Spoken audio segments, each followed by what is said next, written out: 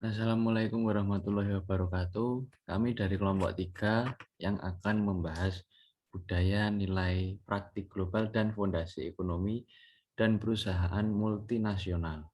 Next.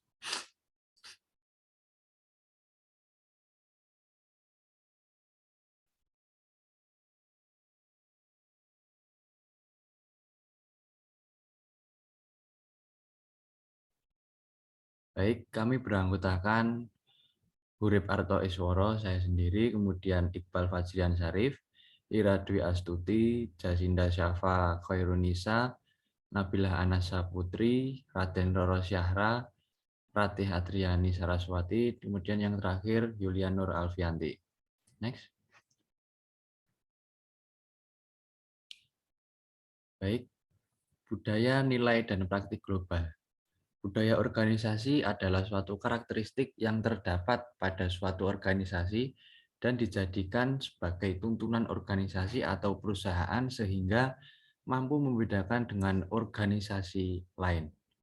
Kemudian, budaya nasional adalah konsep yang jauh lebih luas daripada budaya organisasi dan mencakup segala sesuatu di lingkungan kita yang dibuat oleh orang, baik barang berwujud seperti artefak dan entitas tidak berwujud, seperti konsep dan nilai.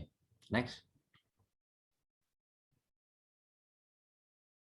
Kemudian fondasi ekonomi akan dibawakan oleh Iqbal. Ekonomi sendiri merupakan suatu unsur yang memanfaatkan sumber daya sebagai materi yang harus mampu mensejahterakan masyarakat. Oleh karena itu, dibutuhkan fondasi yang kuat dalam jalannya perekonomian di suatu negara. Fondasi yang kuat tersebut perlu menanamkan nilai kejujuran, integritas, dan karakter sebagai dasar atau tonggak perekonomian di negara tersebut. Tanpa adanya fondasi ekonomi yang kuat, perekonomian di suatu negara akan menjadi lemah. Tidak hanya itu, ekonomi dan politik juga mempengaruhi pengambilan keputusan etis secara global.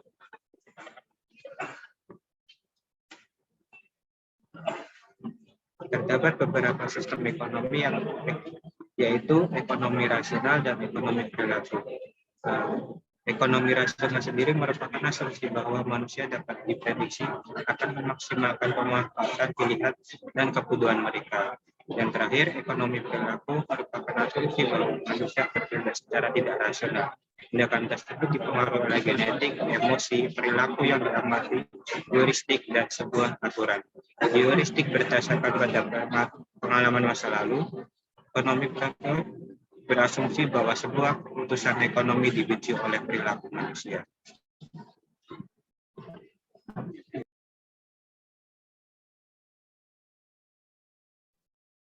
Yang selanjutnya adalah perusahaan multinasional, dan perusahaan multinasional itu sendiri merupakan perusahaan yang mengoperasikan secara global tanpa ikatan dengan suatu wilayah negara dan mewakili tingkatan bisnis internasional yang berfokus pada strategi global untuk memperluas peluang di seluruh dunia. Jadi pada dasarnya perusahaan multinasional itu perusahaan yang memiliki kantor dan pabrik di banyak negara dan biasanya juga memiliki cabang utama untuk mengkoordinasi manajemen perusahaan secara global. Oke, next. Contohnya perusahaan Nike, Monsanto, dan Cisco System yang berasal dari Amerika. Nah, ketika perusahaan tersebut berkembang dengan pesat hingga menciptakan penghasilan lebih tinggi dibandingkan dengan produk-produk lokal dari negara tersebut. Yang paling akrab di telinga kita itu adalah perusahaan Nike, karena di Indonesia juga ada perusahaan Nike di Sukabumi. Selain itu ada banyak sekali contoh perusahaan multinasional yang ada di Indonesia, mulai dari KFC, Asus, Honda, dan masih banyak lagi. Presentasi selanjutnya akan disampaikan oleh Jacin Des.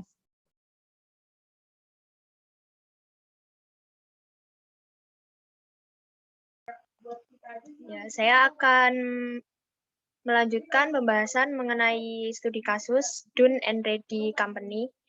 Jadi Dun and Reddy atau DNR Company adalah perusahaan retail yang dimulai di Inggris dan hendak melakukan ekspansi di Meksiko. Manajemen DNR sangat antusias dengan ekspansi tersebut karena mereka mengantisipasi untuk barang mereka di Amerika Latin. Mereka menyewa Raul untuk menegosiasikan kontrak untuk mendapatkan izin yang diperlukan untuk memulai membangun toko retail di Mexico City. Sayangnya, Raul mengalami beberapa kesulitan menerima izin dalam kerangka waktu yang diperlukan. Sementara pihak DNR tidak mau menerima penundaan. Setelah melakukan diskusi dengan beberapa pihak, dengan terpaksa Raul melakukan tindakan kotor dengan penyuapan demi pemenuhan permintaan DNR. Kemudian suatu hari Raul mendapat telepon panik dari Ian. Entah bagaimana seseorang mengetahui tentang pembayaran yang dilakukan untuk mengamankan izin bangunan di Meksiko. Ian meminta Raul untuk memastikan pihak yang berhubungan menyangkal bahwa DNR tidak melakukan penyuapan. Pembahasan selanjutnya akan dilanjutkan.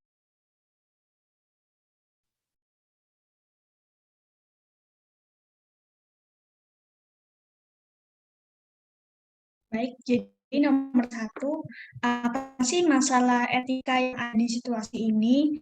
Jadi masalah etika dalam hal ini berasal dari masalah praktis yang dihadapi oleh perusahaan saat melakukan bisnis di negara berkembang, di mana korupsi itu sudah menjadi cara hidup dan mau nggak mau mereka harus menjadi bagian darinya.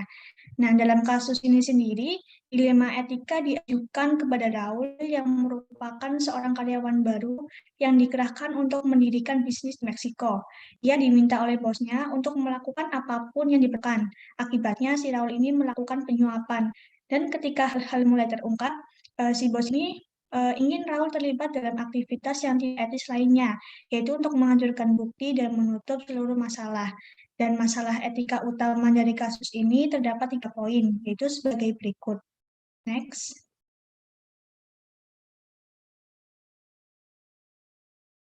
Yang pertama, manajer perusahaan terlibat dalam aktivitas tidak etis dengan membayarkan suap untuk pekerjaan, yang dimana hal tersebut bertentangan dengan hukum yang ada di Inggris. Yang kedua, bos melarikan diri dari tanggung jawabnya dan berusaha menjadikan karyawan sebagai kambing hitam dengan memintanya untuk melanggarkan etika lagi. Dan jika seluruh masalah ini terungkap, Ian atau bos ini mungkin akan berpura-pura tidak bersalah dan menyalahkan seluruh kesalahannya kepada Raul. Dan yang ketiga, bos tidak pernah memberitahu Raul bahwa dia terlibat dalam aktivitas yang tidak etis dan ilegal. Sebaliknya, dia itu meminta untuk bekerja secara tidak etis. Dan seharusnya si bos ini memberitahu Raul tentang kebijakan perusahaan terlebih dahulu. Nah, maka dari itu, Ian hanya mengalihkan tanggung jawab tindakan di pundak Raul dengan menyesatkan dia tentang kebijakan mengenai perusahaan. Kemudian, untuk pembahasan selanjutnya akan dibahas oleh teman kita, Rara.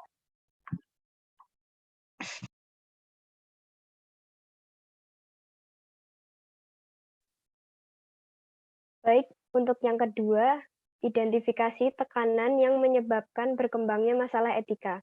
Yang pertama, yaitu mereka seharusnya mengetahui tantangan bekerja dalam situasi seperti itu dan jebakan praktik yang tidak etis. Mereka tidak melakukan apapun untuk mengendalikan ini. Yang kedua, tekanan dari sistem korup yang tidak akan berfungsi kecuali disuap.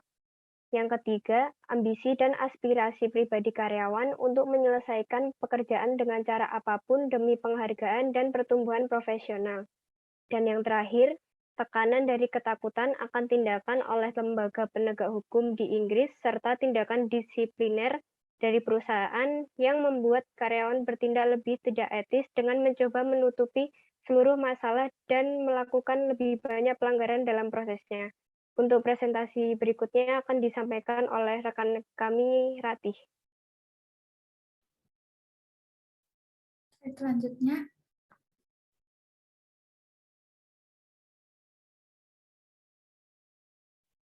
adalah keuntungan dari yang dapat diambil dari Raul. Apabila Raul memilih keputusan bahwa ada pengakuan penyuapan izin pembangunan di Meksiko, maka dia dapat menyalahkan perusahaan DNR yang selalu melakukan tindakan penekanan terhadap Raul. Dalam kasus ini, perusahaan tidak mau tahu bagaimana Raul mendapat izin pembangunan secara baik atau buruk. Yang terpenting, perusahaan DNR mendapat keuntungan, sehingga hal tersebut dapat meringankan sanksi. Selanjutnya,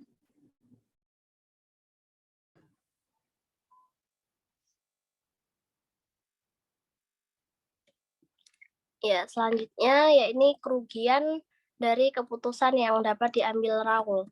Apabila Raul mengambil keputusan untuk menghancurkan dokumen yang menjadi bukti penyuapan yang dapat memberatkan seperti yang dikatakan Ian, maka hal ini akan meminimalisir jumlah kerugian yang akan perusahaan dapatkan selama proses penyelidikan. Namun tidak dipungkiri bahwa pelanggaran etika yang dilakukan Raul ini menjadi semakin besar dan sangat bertolak belakang dengan kebijakan dan hukum yang ada di Inggris. Jika tindakan Raul ini telah diketahui, bukan hanya perusahaan saja yang mengalami kerugian, baik itu secara finansial maupun reputasi, Raul dan pihak yang terlibat juga akan mendapatkan sanksi hukum yang semakin berat. Selanjutnya saya kembalikan kepada moderator.